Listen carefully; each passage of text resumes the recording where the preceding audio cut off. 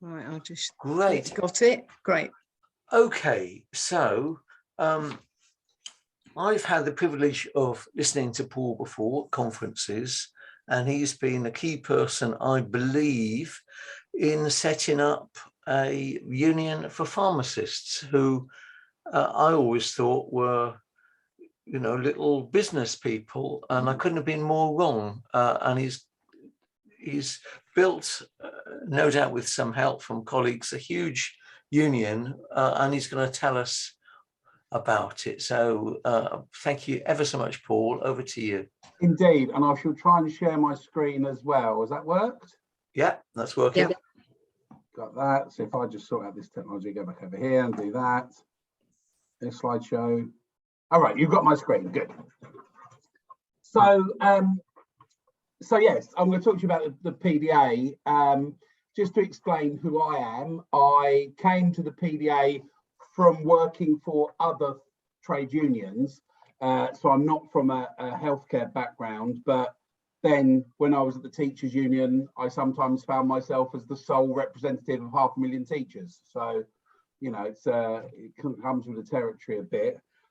As Ollie says, because I think, you know, there are some organisations where you'd know who they were when they turned up, but I'm brutally aware people don't necessarily know who we are. So I'll talk about how we came about, but then end with some kind of what are the current issues which would be of interest.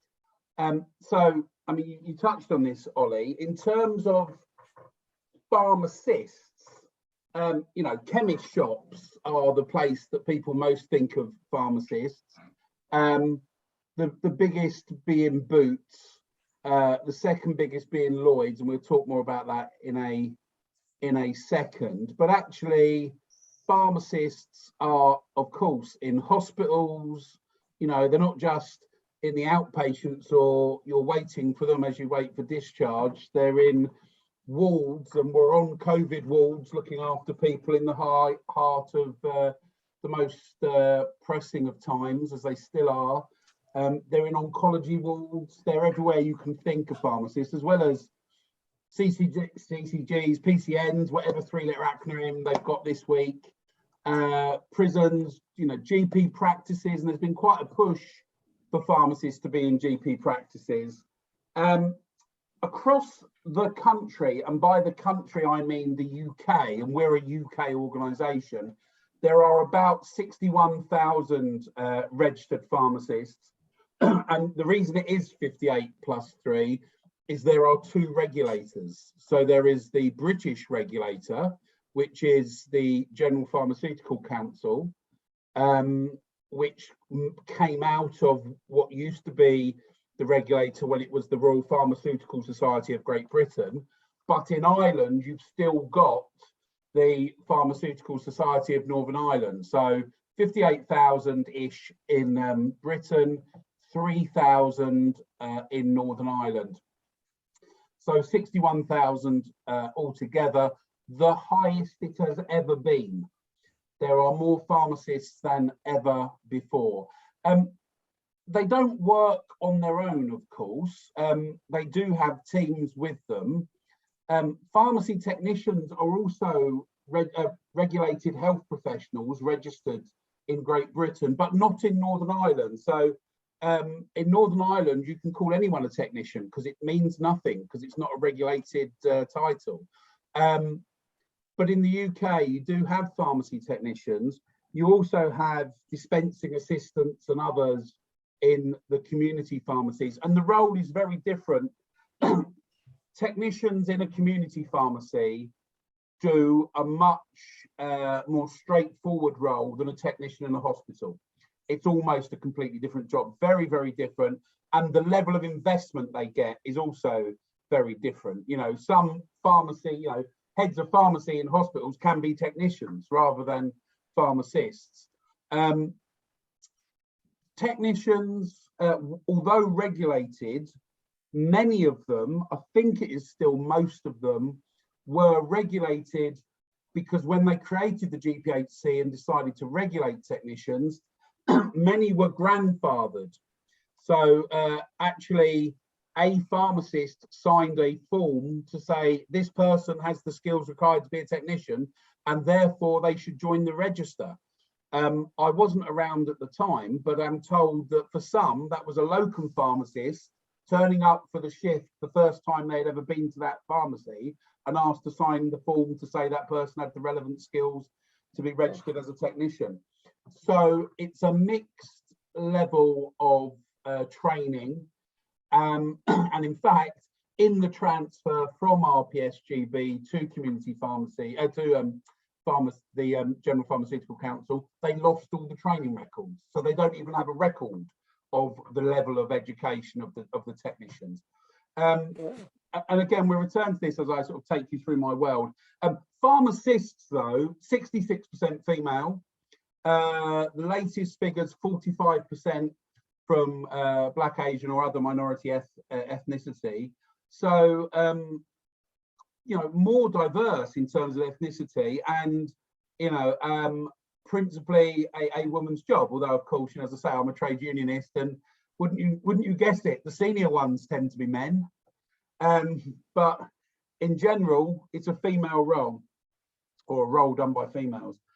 So to explain us and how we came about, historically, as you said, Ollie, historically, a pharmacist ran a pharmacy. So when you talked about pharmacists and pharmacy, it was kind of interchangeably. However, there was a tipping point in about the 80s where actually more pharmacists were either employed or locums than owners. And I don't know if any of you are doctors, but my understanding is that the BMA is at a similar point now, where increasingly, because doctors are employed, as we all know, in GP practices, much more often, I believe they're around their tipping point, where it becomes more employees rather than owners. And it's an interesting place to be because, of course, actually, many of our members are employed by GP practices. So, you know, most of our interaction with BMA members is that they're employers, not fellow unions, because they do both, of course. There was a case called the Peppermint Water case, or Peppermint Water, and again, please, I'm not a pharmacist, but essentially a young couple came into a branch of a Boots and said, got a prescription here for peppermint water for our baby, it's to deal with colic. And there shouldn't have been a trainee pharmacist in that branch. The qualified pharmacist had only been qualified a year, so shouldn't have been supervising a trainee. And the pharmacist says to the trainee, do you know how to do peppermint water? And he says, oh yeah, I've done it before, not a problem. He goes out the back, the guidance paperwork has got handwritten notes all over it, so he's a bit confused, but he does it anyway. Now, in an absolute tragedy, he hadn't diluted the product, and it killed the baby. The first instance they gave it, it killed the baby. Now, that of course is a tragedy, and you know that's the terrible thing. But then what happened was, the family then, you know, want to sue somebody for indemnity. You know, they, you know, bereaved of a child, as you can imagine, they were incredibly upset and angry. They go back to Boots, and of course, well, who is answering the call of their indemnity claim, but the indemnifiers employed by Boots? And of course, I paraphrase, but essentially, the insurers working for Boots say to these two young professionals, you two should admit it was all your fault and protect Boots. Now, I clearly paraphrase a complicated legal case, but that is the essence of my understanding of it. And I have read lots of it in detail. On that basis, then, the two are left basically unprotected because the indemnity is there to protect patients, but not to protect the professional. So a number of pharmacists, including our chairman, was on the board of the RPSGB at the time, so was very close to it. And he and others were saying, well, you know, obviously there's been errors by the two professionals, but where's the liability for these corporations who are making the big decisions? And there was none. There was no comeback for them in essence. So he and others decided, you know what, the doctors have the medical defence unions, so let's create one for pharmacists. So he created the Pharmacists Defence Association, hence our name. However, very soon, and bear in mind we passed that tipping point, very soon it became apparent that yes, of course, pharmacists needed that independent protection to be able to say, actually, this part of it was the employer's fault. But also most of their issues related to trade union issues and how they were being employed and what they were being told to do by their employers.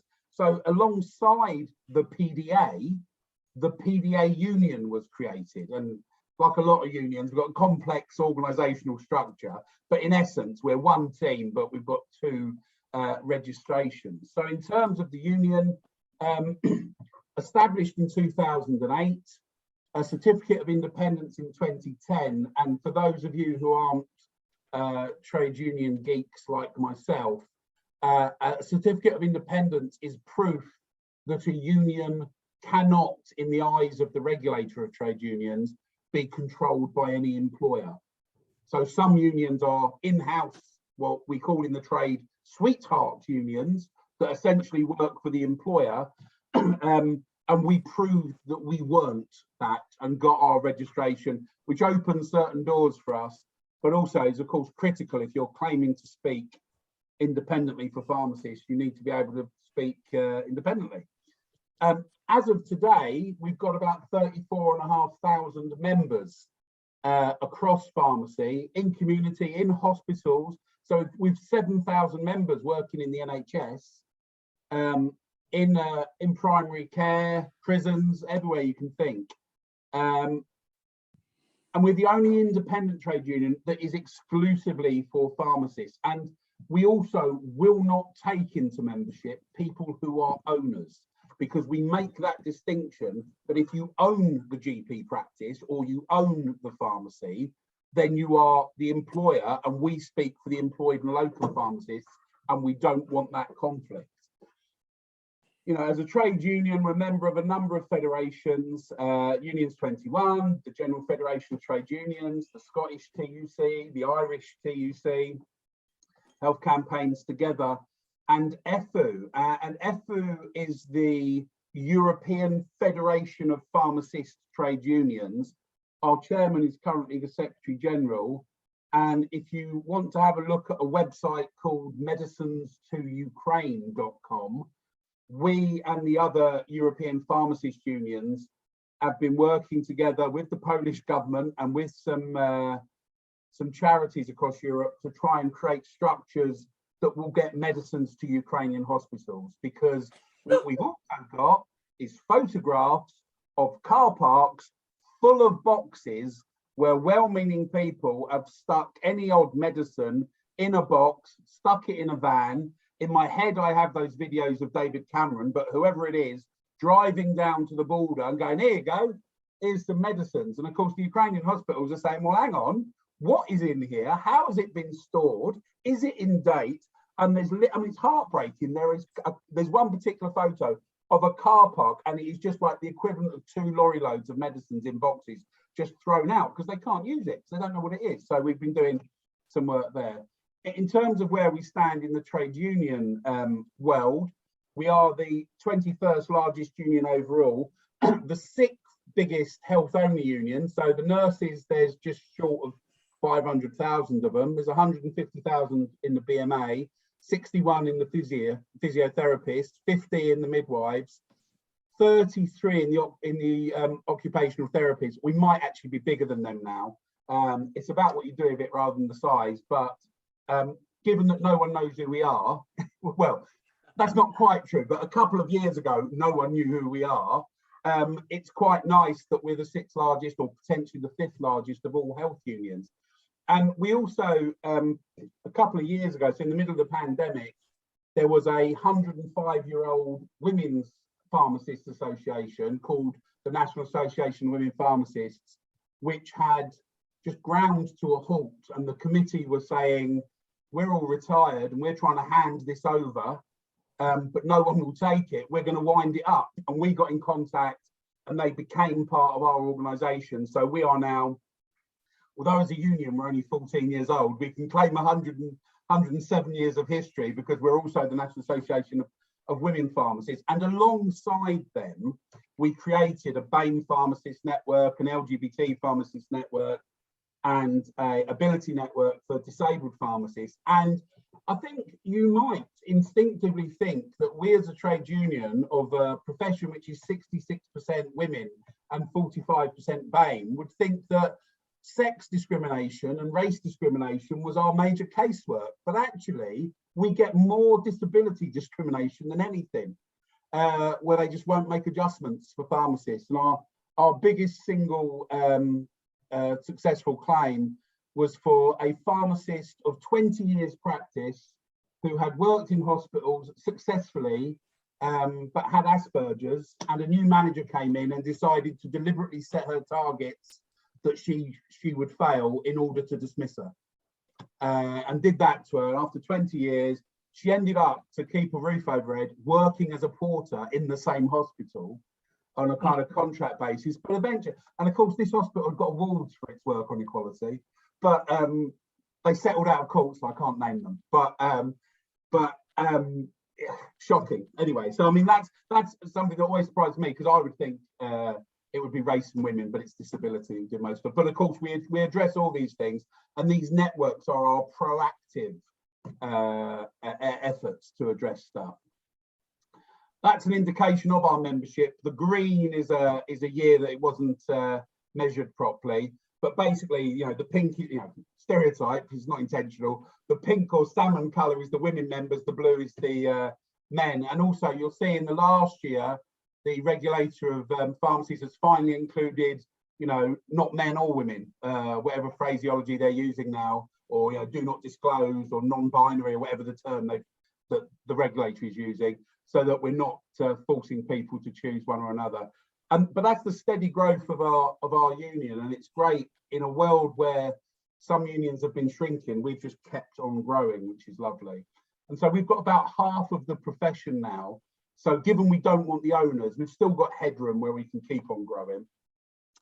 This is 6 years out of date, but is a really interesting graph to me. Each little square is a pharmacy, and they're clustered by who owns them. So you can see top left, in 2016, that was Boots. The second biggest is Lloyd's. Then it's Well.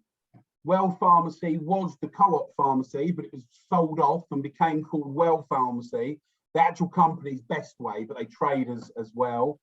The one underneath Well is Sainsbury's. They actually all transferred into Lloyd's. So you can see a good half of the sector of community pharmacy is in the hands of 10 companies. And then you've got your sort of local regions. I live in Milton Keynes, so there's a company based here called Jardines who've got, like, I think 31 pharmacies. So you've got all these little networks, but you've got all these centralizations. And I do think, and we think, it's not just me, but of course we're all worried about the company, I can't remember what they're called, buying the 50 GP practices in London. But actually, if Boots decides to try and put a proposition which is an alternative to GP practices, they've got over 2,000 premises, and they've got help desk. And, you know, these, and bear in mind, Boots particularly is American owned, but these people are potentially huge competitors to the NHS and to GP practices and others. So, you know, I think, you know, as Keep NHS for Public, you need to think of these people in that sense as well. I mean, this was done by a journalist, but it's a great bit of kit that we've got there. So we were a new union. This is just a bit of our infamy. Boots was one of these companies that had a sweetheart union that did exactly what they said, and Boots paid for their newsletter to be printed, etc. We had to get a ballot. We had to do two. We're still the only union that has ever removed a sweetheart union. So we use legislation that had existed for 17 years but never been used, to get 2 ballots like this. This was the second one. And to show you what it is for workers to get a voice, not only have to get a majority of people saying yes, but that majority has to be more than 40% of the people that could have said yes or no. So turnout, incredibly important. So that blue line had to pass the red line as well as being a majority. So we're the only union that's got rid of a sweetheart like that. And Boots quite a big company, and so we said to them, we're going to get recognition from you because you're the biggest. And having beaten them, we're able to go to other pharmacy employers and say, you see what we did to Boots? Well, we'll beat you as well if you want, or you can get a voluntary agreement.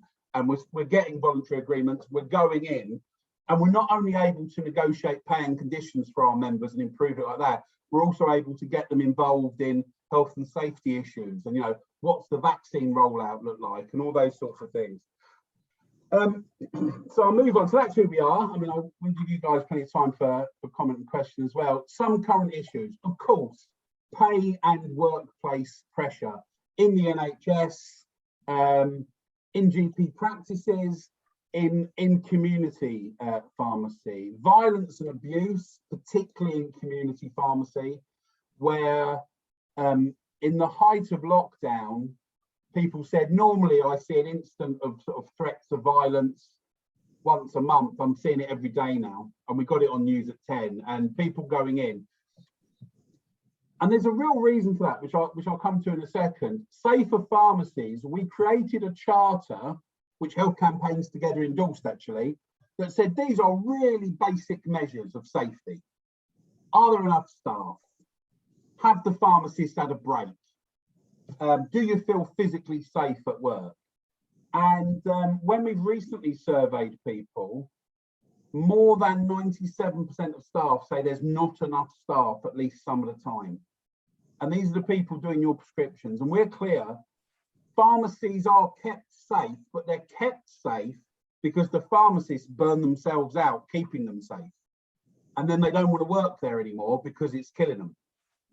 So, safer pharmacies, by which we mean putting patients first. And that's that next part. We often talk about community pharmacies as the most successful part of the NHS, where even if you're not yet registered with a doctor, you can speak to a health professional in the heart of the community without an appointment. But there are people out there that want to turn them into shops. They want to turn them into shops. They want to Amazonize it so that it's all about buying medicines online. And of course, the role of the pharmacist is making sure the medicines isn't going to kill you. You're not buying a packet of sweets. And that's a real big challenge for us. And that's partly where the violence and abuse comes from, because the patient's expectation is that I'm on the high street, I'm collecting a product. Why is it taking them more than 3 minutes to give me that? So they get agitated. Whereas if you were done in less than 3 minutes with your GP, you'd be absolutely complaining. Maybe you went to hospital and they were throwing you back out again after 5 minutes. So that's a real big challenge for us. Now, unnecessary closures is a real live issue, which I think you should be alert to as well. And that is this: the conditions working in places like Boots and Lloyd's and the other big ones, Well, etc., are so bad, most pharmacists don't want to work there anymore. We do a lot of work with pharmacy students, and nowadays when you say to them, when you're qualified, where do you want to work? I can tell you hand on heart, the last 12 times I've asked that to a group of pharmacy students, none of them want to work in community pharmacy. So earlier on I said there's more of them than there have ever been, but yet there aren't enough in community pharmacy. Well, there aren't enough that will take jobs there, but there are still locums that will work there. And what you've got across the country is significant in Scotland, but it's across the country. It's mainly Boots and Lloyd's who are deciding to close their pharmacy for the day or for the half day and still get paid for it. So what you've got is, what we have pharmacists that are employed by these companies phoning us up and saying, I'm disgusted by the behaviour of my employer. We have pharmacists who are locums who often send us email exchanges and say, I was available to cover that store. Here is the email exchange. They absolutely knew I was available and they decided not to book me. We have members in GP practices saying we have patients desperate for medicine who can't get their medicines. And we have pharmacists in opioid replacement therapy units saying there were 40 methadone patients for that pharmacy waiting for their daily dose who didn't get it. And yet the government do nothing. And we're raising this across the country and there's still pockets. And my analogy is, imagine if Serco or whoever collects your bins said to the local council, yeah, people don't want to work for us because our conditions are really bad. There is some casual labour, but we can't be bothered to hire them. So we're just not going to collect the bins. But we still want paying. They do something, right? But that's what you've got in pharmacy. And it's absolutely disgraceful. And the profession is up for it. And potentially part of the driver of that is what we call remote supervision, which is to open a community pharmacy, you have to have a pharmacist present because that's what makes it safe. But there has been, for many years, for all of our existence, we've been fighting those who would try and have it that you don't need a pharmacist in each pharmacy. And if they can get away with moving the arrangements to that, it will destroy the safety for patients and the role of community pharmacy for the NHS. In the heart of lockdown, when it was really peak COVID, I know we're not over COVID, but it was really real peak COVID, the regulator said, look, this is almost like a war zone, right? If the pharmacist starts coughing halfway through the morning, and this is before vaccinations, if the pharmacist starts coughing halfway through the morning, they may have to go home because we're worried they've got COVID. So in that extreme circumstances, rather than the whole place closing in the middle of, it's the only place that's open, medicines and food, rather than that, as long as there's another pharmacist not far away on the end of the phone, the rest of the team can keep working without them. It's illegal, but we won't prosecute you for it because it's like a war zone. The next day, some of these companies started saying to people, oh, you've got to manage 2 shops tomorrow, like literally the next day. So there are some issues there. Well Pharmacy is one we're currently dealing with. So Well Pharmacy have got a policy that if you've got COVID, it's up to you if you come to work or not. We heard this, our members are saying, I was at a Well Pharmacy, they're letting people with COVID deal with patients. We wrote to them and said, are you sure this is your policy? Because you're a healthcare setting. This shouldn't be what you're doing. They took about 10 days, wrote back to us and said, yeah, because the government say it's all right that anyone who goes to work can have that. In Scotland, Jackie Bailey, who is the Labour Shadow Health Secretary in Scotland, formally asked Humza Yousaf, who's the Scottish Health Secretary, what about Well Pharmacy letting people have COVID? And he said, it's an NHS setting. If you've got COVID, you mustn't be there. So I think about 2 o'clock Friday night, I was emailing the head of pharmacy at Well Pharmacy saying, please confirm you've changed your policy. And although the Scottish Health Secretary can only talk about Scotland, clearly that applies everywhere. I'm still pushing for a reply. But you've got that going on. And sometimes it feels like it's the Wild West. And with community pharmacies, is it in the NHS? Well, yes, the answer is yes. There's an NHS sign on the door. They're taking taxpayer money to provide services and dispensing to communities, but sometimes they try and behave as if they're not. Prescription charges is an issue. We don't think pharmacists should be tax collectors, and we're part with lots of long-term condition charities. We're part of the Prescription Charges Coalition, because of course 3 of the 4 countries don't charge prescription charges, but England does, so we're on that. Climate change is something which, of course, pharmacies and pharmacists are quite keen on. There's lots of antibiotics in the fish because it's found its way into the water supply. There's lots of inhaler gas in the atmosphere And some of this is over prescription, and pharmacists are working to try and reduce all of that pollution that comes out of medicines, and particularly over prescription. But of course, the owners, people like Boots and Lloyds, are very influential in the world of pharmacy. They also own the wholesalers. So actually they've got a financial interest in the most volume of medicines being out there. And who speaks for pharmacists is the other thing. And I kind of looped the talk at this point, because as you said, Ollie, you know, Prince Charles the other day did a session with pharmacists to thank pharmacists of all what they did. The people in the room, almost entirely pharmacy company owners. They're not pharmacists. But because of that was once the time, there's a lot of influence that happens, and you've got to be clear who you're listening to, because people will pop up on the telly or whatever and say, oh, I speak for pharmacists. They speak for shareholders. And we're constant. That's our biggest challenge. We're breaking through on that, but that's our biggest challenge. If you want to find out more about what we do, we're on the old Instagram, Facebook, Twitter, YouTube and LinkedIn. We try and do bits and pieces, and I'll hand it over to the meeting to ask me whatever you want. Whoa, thanks, Paul. That was quite gripping. That was really interesting. Yeah. So, you know, when I first heard Paul, it completely changed my understanding of pharmacists. I got a feeling that may have happened to one or two other people in the room. Now, apart from what Paul said, I mean, there's lots of other issues as well. So I can see Arthur waving. Who else would like to ask a question?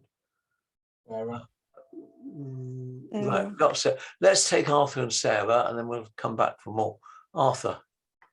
This isn't a question, John, but it is Paul. Paul, sorry, dear. See, age shall not weary them.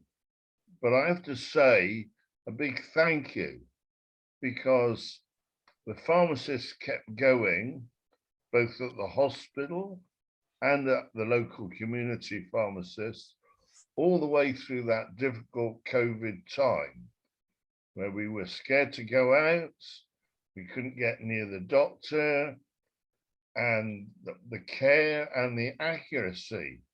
You know, on 2 or 3 occasions recently, the pharmacy has picked up mistakes, either at the hospital or locally.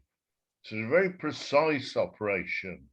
And I think we never realized, we just went in and got our prescriptions, but actually that they've gone up in our estimation. So if you'd like to pass that on to your members, thank you. Right, tell them Arthur says thanks, and we all do as well. Sarah. First of all, that was absolutely fascinating. I knew nothing about pharmacists except collecting my prescription. But one of the things I want to ask you is the government or government spokespeople say quite often, well, don't bother your GP, go to your pharmacist. How does that work? Does that further burden pharmacists? What do they get paid for doing that? And what can they actually, can they provide prescriptions themselves? How does that all work?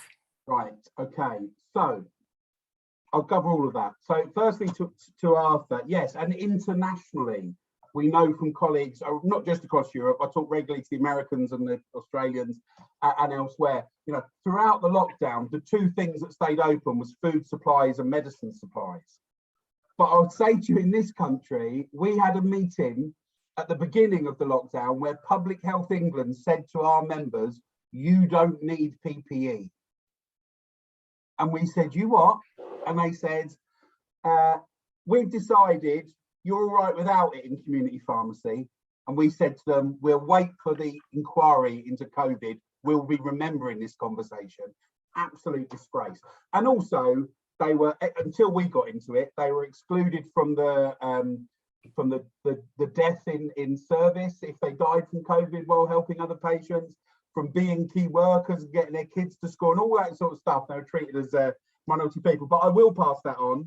And we do And, you know, we absolutely hope that it's an opportunity that raises what you've said, which is people suddenly realise these places aren't shops and actually are a critical part of the health service. And with that in mind, Sarah, I mean, the funding, so in terms of the funding, in the UK, sorry, in England, they've had cuts to the funding because the chief pharmaceutical officer said to them 6 years ago, we'd like you to take on all these extra services. The companies didn't want to do it. So he took £350 million off of the contract for pharmacies in England, but simultaneously gave, guess how much? £350 million to GP practices to employ pharmacists and got them to provide those services. So, and then the community pharmacy contract in England has been frozen for 5 years. So it is underfunded in England significantly. As I say, we're a UK organisation. In Scotland and Wales and Northern Ireland, it is much better funded. So it is underfunded to an extent. But that said, the pharmacy businesses can get paid. It all varies, but I mean, they get paid for dispensing prescriptions. They get paid for every vaccine they give out, be that flu or travel or COVID, whatever else. So there is money about. And just this week, I think it was the Independent that broke it, but they were saying over the last year, Boots siphoned off £4 billion from their UK operations and sent it to America. So having the Bank of England this morning say workers should show some wage restraint and not ask for pay rises, I think shareholders should not ask for dividends. So, you know, you've got that going on. So there is money about. Now, of course, from our point of view, somehow that money always ends up in the pockets of the shareholders and not the pharmacists. And in Scotland, to tell you a quick story about in Scotland, they had the vaccinations going, they had the vaccination systems. They said, it's so busy for COVID, we'll employ people on really good money. It's like £200 for a half day. If you're an optometrist, a pharmacist, a doctor, you can come in, and one other, dentists, you can come in for £200 a day. We'll pay you to give COVID vaccinations, right? And that was helping them keep up. The community pharmacy companies managed to block it and said, oh no, if there's £200 to come, it should only be paid to us. And then we'll send one of our pharmacists along for £20 an hour and we'll pocket the difference. And what we find in lots of places is the NHS pay the companies to train people how to provide services, but it somehow ends up with the shareholders, and they say to the pharmacist, oh, because you're a pharmacist, you have to know how to do these things, so you have to do this training in your own time. But I mean, these are issues that we address. But overall, those of us that believe in pharmacy want patients to come in and ask for services and to see pharmacies as a centre of access to the NHS, because there aren't enough GPs. We all know there aren't enough GPs, you know, and what an opportunity for prevention and early prevention if patients, because you have to, I mean, even in a pre-pandemic world, you have to get an appointment with your GP to see your GP. You can be walking past to buy your groceries and pop in to see the pharmacy. So it's so much more accessible. You can access those services, get that medical advice, they can still refer you. And, you know, there's an opportunity for the country to say, let's make pharmacy the first place you go. And perhaps instead of going to the GP and they refer you, perhaps you go to the pharmacy and they refer you to the GP or the hospital, depending on what's going on. There's real opportunity. But our challenge at the same time is these corporations just trying to turn them into shops and squeeze the money out of them. It doesn't work that way. But the pharmacies get paid for most of the things. Now, there is a squeeze. A lot of pharmacies deliver medicines for free to people that can't get to the shop. They don't get paid for that. They do that as a service. But also there is this, on that graph I showed you with all the little dots, there are independent pharmacies run by pharmacists who really care about healthcare and really trying to look after patients. but the bulk of them are large corporations just trying to make profit. So you've got that kind of mix, and the big ones are the influential ones. But you know, on the whole, pharmacists, and part of the reason is not just the bad jobs. The pharmacists have trained for 5 years to get a master's qualification in medicines. They want to help patients. They don't want to have sales targets. So the pharmacists love that patients come to them and they're able to exercise their clinical skills. But the challenge is their corporations understaff them and stretch them and put them under pressure. So, you know, in a world where it was properly resourced, it'd be even better. At the moment, our members are stuck in that middle. They want to be clinical health professionals, helping patients, saving lives, but the corporations get there. In terms of independent prescribing, they've just changed the initial education and training so that the youngsters who are starting their 5-year course now, well, this summer, will all come out already as independent prescribers. Many are already taking independent prescription, but it's not a majority. It's a small, and there is an encouragement for the whole profession to become prescribers. Although the challenges we get is you need to be clear how much, you know, they're not doctors. They are, you know, they're experts in medicines. Doctors are the experts in diagnosis. The pharmacists are experts in medicine. So it's not comparable in terms of, you know, a pharmacist coming out of university on day one, aged on typically age 23, does not have the life experience or the medical width of knowledge to be able to diagnose everything. Unlike a doctor who comes out of training in their late 20s, who has far more life experience and of course medical training, is a different mix. But they are encouraging more prescribing pharmacists, and we do get that. Thanks, Thank Paul. you. Right, I think we better start to think about the rest of the meeting, but this has been really fascinating. Are there any other quick points or questions to Paul? Yeah, just to say, Paul, actually, if I could have those slides, that would be great. I started taking notes and I just couldn't keep up with you. But I think that the slides were really interesting. So I might like to kind of use those and might do a little sort of write up for our website. Just to say that I think your reply to Sarah was really interesting, because I always very nervous. I think I was thinking that it was a bad thing to be asking pharmacists to kind of take on a wider role, but having listened to you, if it's done properly, it sounds like it would actually be very beneficial for patients if it's done with properly skilled people, being able to get to a pharmacist really quickly as opposed to waiting for a GP for 3 or 4 weeks. As professionals, that's their professional fulfillment. That's what they train for. They all become pharmacists because they care, but it's these corporations whipping the money away, which is the problem. Yeah. I'm the same as you, Eve. I thought, well, the government is asking for it. It must be bad. It's got to be bad.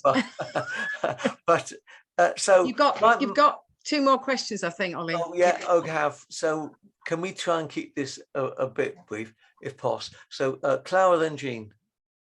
Just to say, what a good example of why we all need unions. That's all I want to say. Thanks, Clara. That's really nice. Jean. Yes. Jean, over to you. You need to unmute. Hold on a minute. It might be. Wait a minute. That's it. Oh, sorry. No. That's it. Sorry, it's me. I've just muted you again, Jean. Sorry. Go on. Yeah. Confusing. Can you hear me now? Yes. Yeah. No, I would like to say how grateful I am to pharmacists. Twice in my life, and fairly recently, I've been prescribed quite toxic medication from the hospital. And of course, things happen at a weekend. And in both those cases, the medication just, I couldn't take it anymore. So I didn't know what to do. So I actually went up to the pharmacist and had a look with the pharmacist, and they said, no, you've got to stop this. And I said, what's going to happen if I say, nothing will happen if you stop this, and I will make contact with your GP on Monday. And that happened twice. And I thought that's fantastic, really. because that's the other thing. You can, you know, there's quite a lot of people on medications that, you know, that actually they can become allergic to them. And it's the pharmacists. I've said this to people, well, go and talk to the pharmacist. And So- deprescribing is something, you know, they can do and should be doing. You know, and we talk about, you know, red flags, like, you know, if you've had steroids after an eye treatment, you know, that helps. But if you keep having them on repeat, which does happen, you'll get cataracts. You know, but the pharmacist will be able to do that. But, you know, again, big issues. There you go. I think Harriet's got a hand up as well. Yeah, Hattie, go on. You need to unmute Hattie.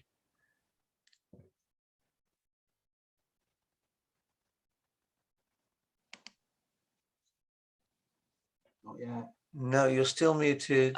Okay. That's it. Hi. Oh, yes.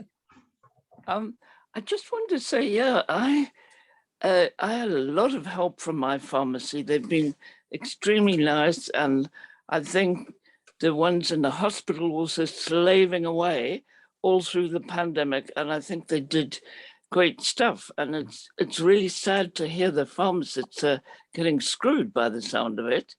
But how do you know what qualifications the pharmacist has? Because I think it sounds like a great idea to use the pharmacist to do something about the, you know, the inaccessibility of, you know, the medical practices, because I'll never get through to my GP. So it's a great idea to have the pharmacist, but how do you know what qualifications your pharmacist has and what he can do and not do? Well, I mean, if you go into a community pharmacy, there's a certificate on the wall displayed which has that person's details on, so you can check on the General Pharmaceutical Council website that they are actually a pharmacist. I mean, in terms of what they individually can do, I mean, they're bound as regulated professionals not to act beyond their competency and subject to standards of conduct. So they shouldn't be doing anything they couldn't do. You as an individual, only by asking them, but, you know, if they're in a GP practice, they should know what they're doing. If they're in a COVID ward, an oncology ward, I mean, you know, until I started working with them, I didn't realise you've got pharmacists on oncology wards manually calculating the dosage of chemotherapy dependent on your weight and whatever else, and gender and everything else that has a factor in it. You know, I just thought it got it out of the tub and put it in you, you know, but it's actually manually calculated by pharmacists every day, keeping people alive there. So that's it in a nutshell. What we are working on and encouraging is a scheme of accreditation on the register, so that people with certain extra skills are accredited in the same way that, for example, dental technicians have, there's like hygienists, isn't there? There's like categories, and so you know what people can and can't do. Because it's interesting. So I'm a trade unionist. I work for the teachers union. They cared about kids, but they didn't care about kids the way that these pharmacists care about patients. And, you know, every decision we make, you know, it's not written down, but I just see it every day. Our first thought is, what does it mean for the patient? Is this safe? And that's where we start everything we ever do. So that's not to dismiss teachers, but that's where we go. I'd say in the comment as well, Mary said Boots Greenford had to shut 2 weeks ago as only 2 members of staff there. They sent £4 billion to America to pay to shareholders. They didn't have to shut. Yeah. So anyway, Mary, we have recorded Paul, so you might want to listen to that recording. He did talk about these sort of issues a bit as well. Anyway, Paul, thank you so much. I've just got one last question as a trade unionist myself. Should we be asking pharmacists whether they are members of the PDA and encouraging them to join? Yes, it'll be helpful. I mean, of course, that, you know, I mean, we're the pharmacy union, you know, and we provide the indemnity and what have you as well. And of course, I want them in the PDA. They join Unison if that's their choice. Free country, that's up to them or whoever else, you know. But I mean, yeah, I ask everyone I speak to if they're a trade union. Brilliant. I know it's a benefit to everybody.